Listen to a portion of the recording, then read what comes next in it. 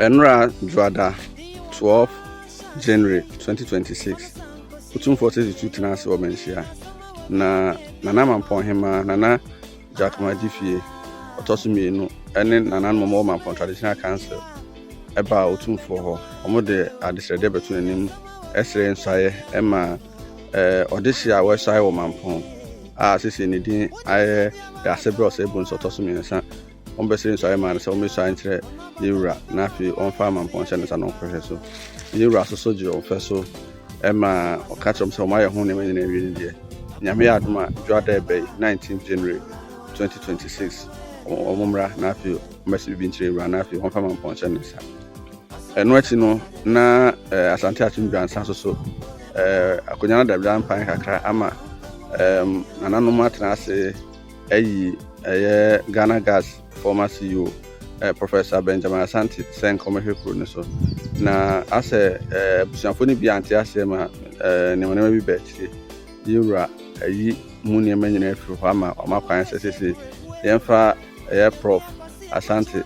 enfa niema osedi nfam na afi onsi bi nkyere dwansa for na no achi no apasi bi achi yura ma odikro na senesa asema aji hini wo ho pa na ye apatrapa hema ohene ba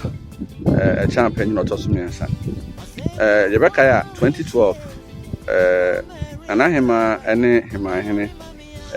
enya sese bi pa hema hene konya no ano no peso trese onu utumi se oyi ohene ene ma hema hene etumi defending the case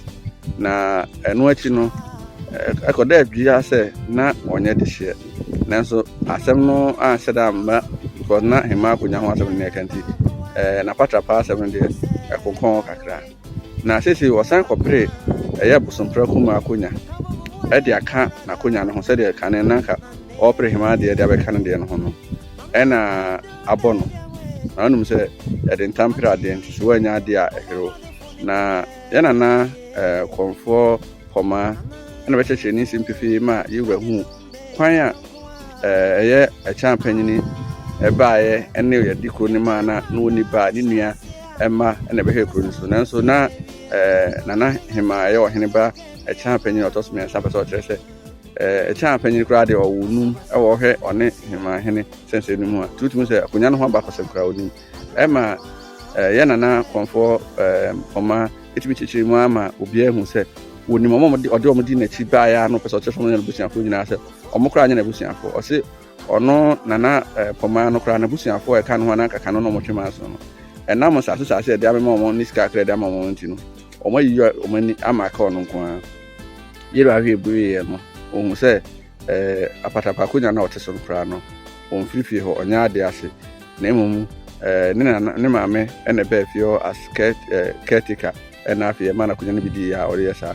wo so atena konya no so fihia aduru na ne so se asemba ne hu se wonya ade ase a na eyi front enura itu apatapa hema ema sisi yese oyura asese yanana konfo poma enkope obi a ose fata na afie omfa adwanoma no nyame aduma Dwada ebe asantuma council be hia ewia Frentobre ewo mensia himfi